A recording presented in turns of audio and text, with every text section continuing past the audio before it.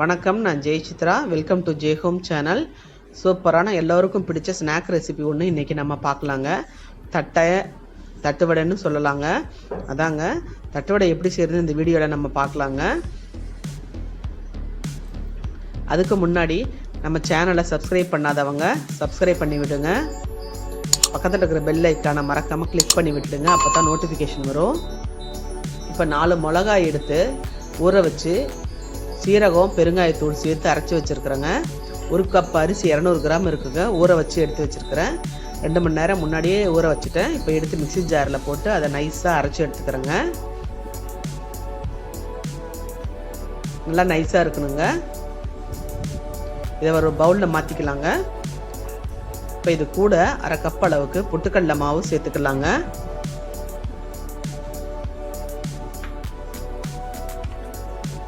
ஒன்றரை ஸ்பூன் அளவுக்கு வெண்ணெய் சேர்த்துக்கலாம்.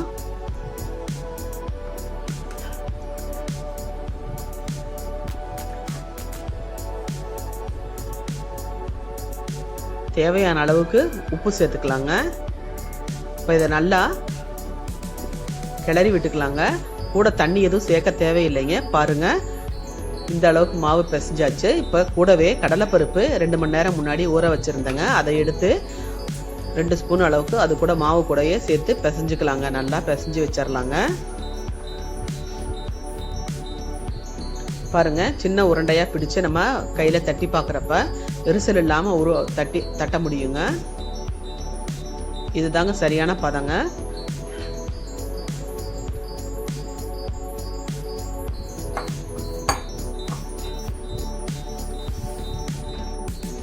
இப்போ ஒரு ஆயில் பேப்பரை எடுத்து அதில் சின்ன சின்ன உருண்டைகளாக வச்சு தட்டிக்கலாங்க. ரொம்ப மெலிசாவும் இருக்கக்கூடாதுங்க, ரொம்ப மொத்தமாகவும் இருக்கக்கூடாது. மீடியம் சைஸில் இருக்கட்டும். ஒரு கப்பை எடுத்து வட்ட வடிமாக வேணா ஸ்லைஸ் போட்டுக்கலாங்க. இந்த மாதிரி ஒரு பேட்ச் தட்டி எடுத்து அதை அடுப்பில் இருக்கிற எண்ணெய் காஞ்சிருச்சுங்க, அதில் போட்டுக்கலாங்க. போட்டு பொரிச்சுக்கலாங்க. இப்போ ஃப்ளேம் ரொம்ப மீடியமாக தாங்க இருக்கணும். ரொம்ப ஹையாகவும் இருக்கக்கூடாது, லோவாகவும் இல்லாமல் ரொம்ப மீடியம் ஃப்ளேம் இருக்கணுங்க. அப்போ தான் தட்டை நல்லா வேகுங்க. இல்லைன்னா பார்த்தா வெந்த மாதிரி இருக்குங்க, உள்ளே எல்லாம் மொதுன்னு பஜ்ஜியாட்டம் இருக்குங்க.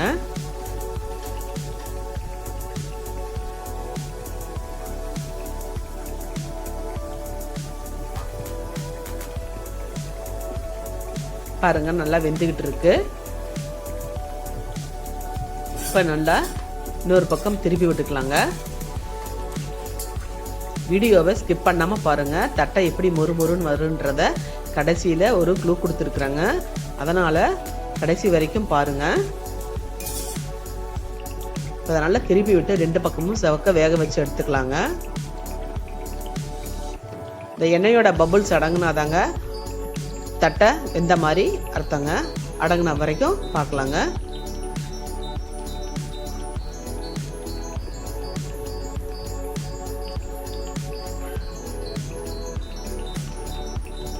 பாருங்க, தட்டையெல்லாம் எல்லாம் ஒரே சைஸா எவ்வளோ அழகா இருக்கு பாருங்க. மூடி வச்சு கட் பண்ணி எடுத்தாதாங்க இந்த மாதிரி ஒரே மாதிரி வருங்க.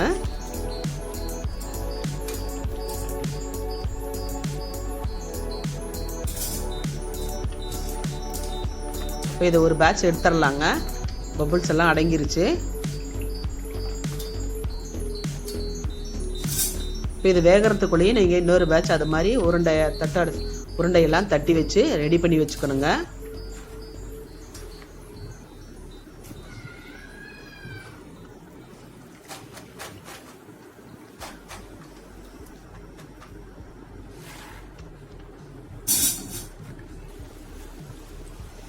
பாருங்க, இன்னொரு பேட்ச் தட்டையை போடுறாங்க எண்ணெயில்.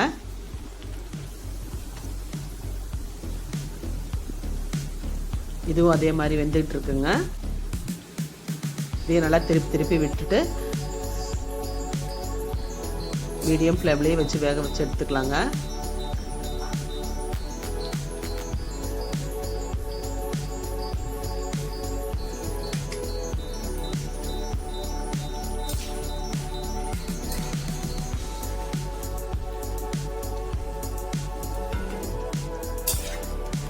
இப்போ இது மாதிரி வெந்துட்டு இருக்கிறப்பயே நீங்கள் அடுத்த பேட்சுக்கான உருண்டைகளை உருட்டி வச்சுட்டு தட்டி எடுத்துக்கலாங்க. ரெடி பண்ணி வச்சுக்கலாம்.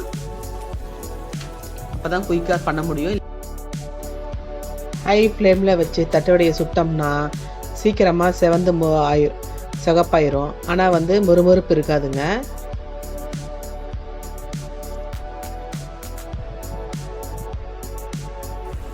இப்போ நான் தாங்க க்ளூன் தரேங்க சொன்ன மாதிரியே.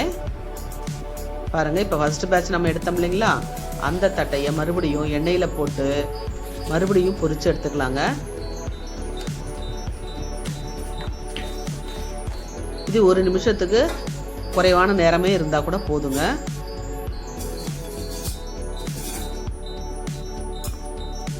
இப்படி பொரிச்சு எடுக்கிறதுனால 10 நாள் 15 நாளைக்கு கூட தட்டை மொறுமொறுப்பு மாறாமல் இருக்குங்க. சூப்பராக டேஸ்ட்டும் மாறாதுங்க, நல்ல டேஸ்ட்டாக இருக்கும்.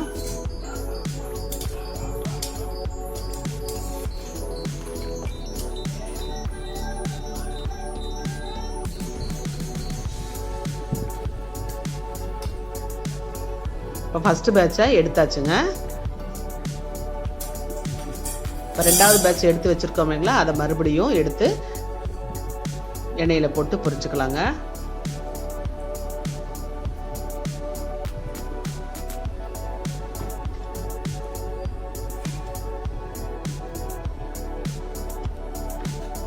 பாருங்க, 2வது வாட்டி போட்டாச்சுங்க.